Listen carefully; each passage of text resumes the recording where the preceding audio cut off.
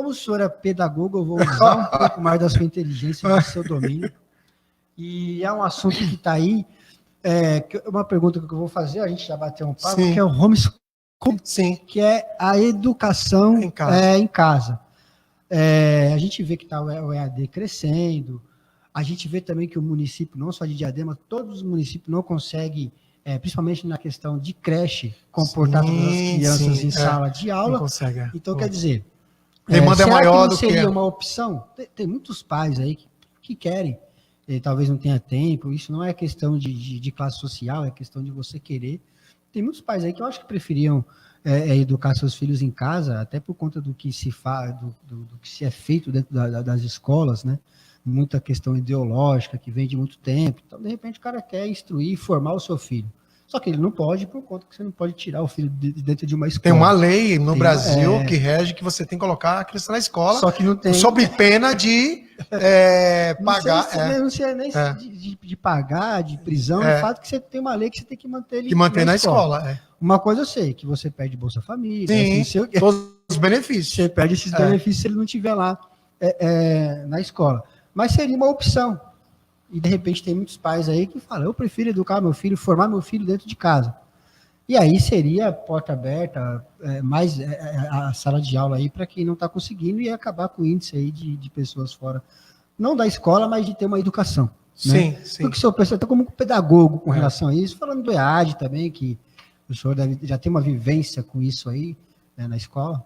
O bom é que você é um facilitador da entrevista, né? Quando você traz uma pergunta, você nos ajuda a até lembrar de coisas importantes. Quando você fala da pedagogia, eu lembro que nós somos em 9 irmãos, 9 professores pedagogos. Não acredito. Minha mãe tem 81 anos, professora. Filhos formados já superior. Superior já. O Matheus faz administração de 20 anos, trabalha numa empresa aqui no Casa Grande. Meu filho faz faculdade de administração. E os 9 irmãos lá de Aracaju, só tem eu aqui em Diadema, outros estão lá, todos professores.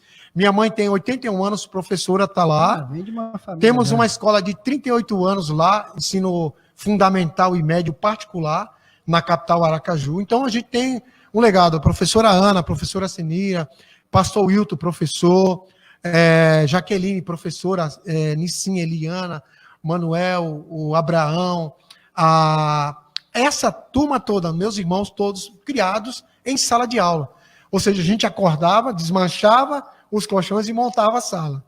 A gente cresceu dentro de uma sala de aula. Não tinha como não ser professor. Não tinha como não ser professor. Então, meu pai é professor também. Então, a pedagogia foi uma imposição familiar já, porque, mas também o amor pela educação já veio. Quando você coloca esse tema de ensinar em casa, o primeiro ensino realmente começa em casa. É verdade. O primeiro ensino começa em casa.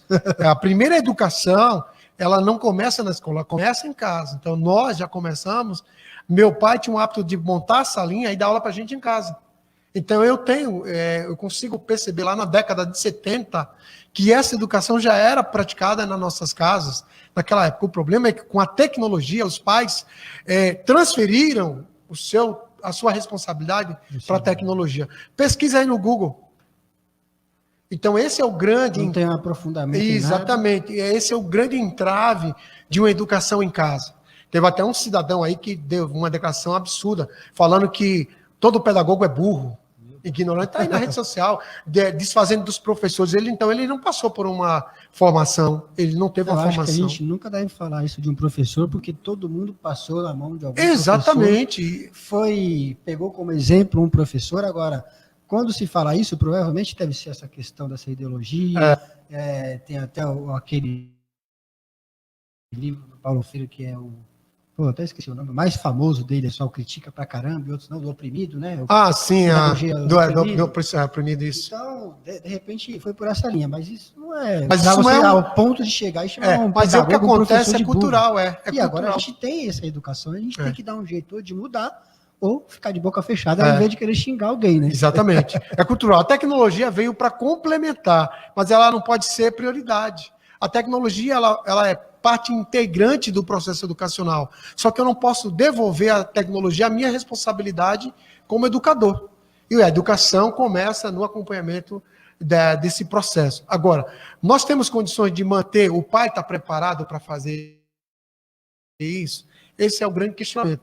Então, também as escolas estão sucateadas, muito aluno, muita criança na escola, e isso faz com que a educação também caia.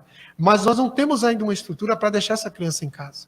Esse pai está transferindo esse compromisso educacional também para a tecnologia. E quem pode perder no futuro é a própria criança. É por isso que é uma a mais. É uma opção, é um complemento. Eu falei para você que o ensino EAD veio para ficar. O ensino EAD, os polos educacionais. Olha só agora, a gente está fazendo, quem está na faculdade de hoje, as crianças que estão estudando, estão todas aonde? No online. No online. Plataforma digital é que foi a via de escape para todo mundo agora. Para não perder o tempo, para não perder o ano. Exatamente. E também uma desculpa do Estado para dizer que está prestando serviço educacional. Exatamente. Porque se eu não posso dar o presencial, eu tenho que justificar de alguma forma o que eu estou fazendo de investimento na área de educação. Então, é dizer assim, não, nós não paramos totalmente. É para justificar toda a estrutura financeira que continua chegando no município, no estado, não pode chegar os recursos de educação.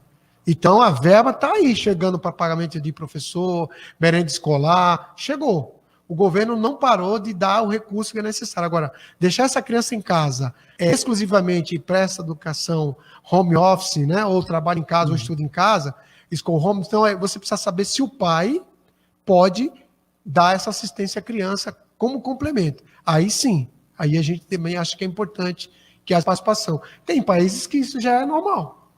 Hoje, eu acho que nos Estados Unidos, de 4 milhões que existe hoje no mundo, que é muito pouco, 2 milhões é nos Estados Unidos. Então, isso aí é uma tendência.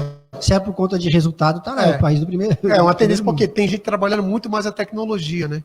Isso é uma tendência.